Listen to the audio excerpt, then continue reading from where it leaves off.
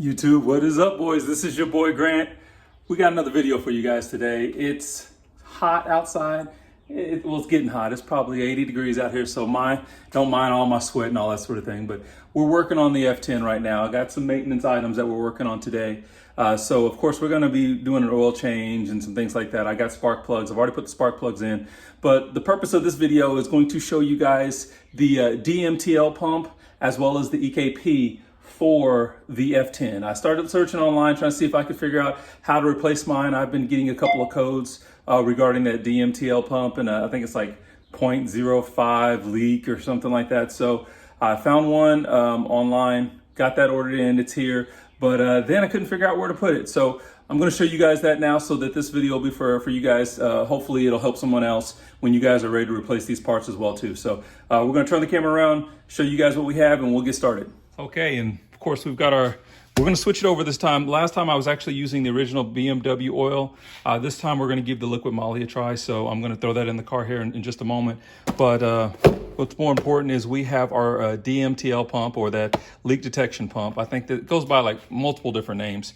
But we're going to get that on, as well as I haven't had too many issues with my my EKP, but every now and again, doing the low stage fuel pump that I have now, I think I'm running the Walbro 455. I start to have a little bit of, actually if I do too many pulls, so if I do 4 or 5 pulls, every now and again, I'll get a code about drawing power. So I saw a video where another guy used this to help keep that pump, that module cool. So we're gonna try to see if we can't throw that in there. But we'll give you guys a quick look of where we're at. So for the EKP, you're actually going to remove the floor for your trunk, and actually next to your trunk, you've got the EKP right here. And to get that out, it's actually just 2 connectors, and then looks like 2 bolts that are going to have to be removed here, or 2 nuts. I think that's probably going to be a 10 millimeter. So I'll give you guys some information on that here in a minute. And then for the leak detection module, you actually have to remove your rear tire, and we're gonna have to remove this entire rear liner. So I'm gonna get that removed, and I'll be back with you guys here in just a moment. Okay guys, so we're back. We've got the liners out. So this exposes, of course, everything behind the, in this wheel arch. So this is, again, the rear passenger wheel. And what you're looking for is actually up here. So what we're going to do now is the pump is actually back here on the back side. I'm not sure if you can see that. So are the instructions to remove this. Actually, we're going to have to take out these 2 bolts here, which look to be about 10 millimeters. We're going to have to disconnect these 2 lines, and we should be able to get this thing to drop down. So that's going to be difficult to do on camera. So I'm going to try to see if I can get that done now, and then I'll be back with you guys here in just a moment. Okay, and she's out. So yes, we squeeze those 2 lines. That's these connections here. They come right off. Then you also have to disconnect your connector that's on top, which is right here. Yeah, there we go. So this one here. So you're just gonna, of course, squeeze that just like you do a normal plug, any other, wire. You're just gonna pull that out. And then there's also, it's hinged. So this little section here actually is stuck right up in here in this bracket. And so that's what's basically holding it in. So you got one side being held in here, the other one is the 2 bolts here, and then of course the hoses. So not that difficult to get out. Man, that one here is filthy. So I'm gonna take a little bit of time to probably clean it off real quick, and then we'll get to disassembling. Okay, it's definitely not clean by any means, but it's cleaner than what it was. So it's kind of just cleaned it up real quick. Here is our Bosch unit. I actually got this one off of Amazon. I typically like going the FCP Euro with the lifetime warranty, like I'm doing on the oil. So FCP Euro has this on their website for $100. Amazon had it for $50, and this should not be a part that's going to have to be replaced, that often. This original one actually lasted me. My car's now at 149,000 miles, so it almost made it to 150,000 miles. And then there it is. There's your new unit. Again, Bosch, so is the OEM brand. So now it's just a matter of swapping this unit out. So it looks like you gotta take these 3 bolts out here. That's probably gonna be about a T25, maybe T27, I'll double check that. And then of course it looks like this filter unit actually is gonna come off, and it's gonna attach to the new one as well too. So we're gonna get started on that.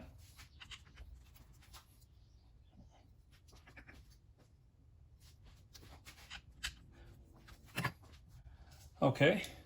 And it looks like these bolts are a T20. So for anybody that's going to be doing this, you're just going to need to grab a T20 to get this bad boy off. So let's see if we can get you guys a little bit better angle. So we got 3 bolts to remove. And then it looks like this actually on the side is some sort of filter. I don't know what the part number is for that filter. So what I'm probably going to do is I'm going to try to disconnect it, see if I can take a quick peek at it, and see, maybe we'll just try to clean it up. So we'll see on that real quick here in just a moment. But it does look like this is going to, looks like maybe it pops out. Before I force it out, we're going to open up a new one, and look at the inside of that connection. So it looks like, that's just that's just pressed on here. Okay.